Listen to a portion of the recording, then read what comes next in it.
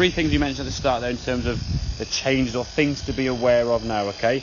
Number one at setup, obviously the ball position we could see, and you spotted yourself, is too far forward.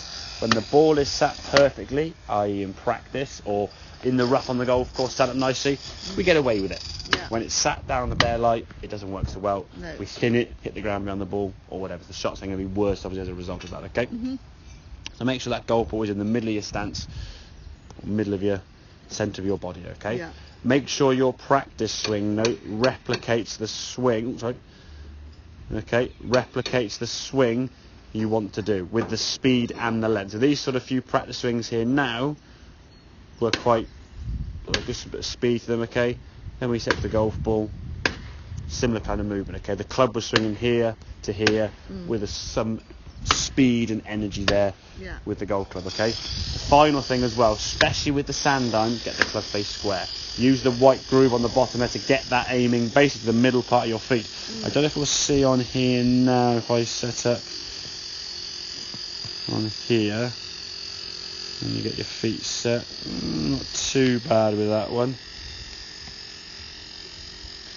If we look, it's not going to be maybe so easy to see on those, but this on the right hand side looks more lofted purely because if I do that, the face now looks more lofted, yeah? So if this top part of the club here is turned in, it looks there's less loft on that club. And if we look at the top part of that club, certainly here, that top part is closer to the hosel than that part there. Yeah, definitely. So the club face is just sitting enclosed. And what we said you did, and this is what everyone does, if they hit a golf ball left, because where the club point is where the ball is going to go, based on a contact from the middle of the club face, it goes left. Now, rather than change the club face, everyone then moves their feet and body around, which in turn changes the club face, but now you're swinging in a different direction. So your contact's going to be affected. So the ball then is too far forward, and you move around this way, and then you change.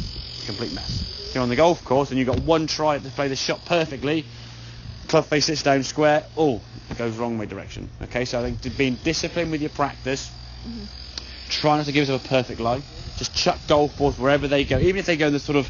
When was the last time you practiced a shot with a ball there, with a foot in the bunker? Probably never.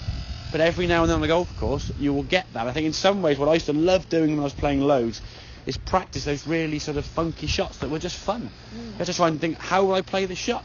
And it gives you a lot more imagination to then take to the golf course rather than just playing, as I say, practicing perfect. If we're honest, when we practice on a golf course or a range or anywhere, on a driving range, it's on a tee.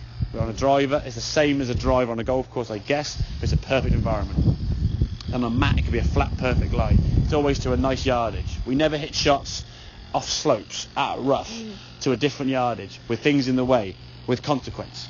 Yeah, on the golf course, that is golf in its nutshell, isn't it? Nothing's flat, nothing's perfect on a golf course. So practice all these different shots. Give yourself a bit of, okay, well, what will I do from there? We'll have a little chat in a second about how we play that shot. What will we do? But if we can get yourself being more target aware, making some swings or practice swings that are going to rehearse the distance the shot needs to be hit, not just a guide sort of swing really slow, and then when you get to play the shot there, a quick sudden jerk. Because that sudden sort of change of speed and change of direction will affect that club face. Yeah. Okay?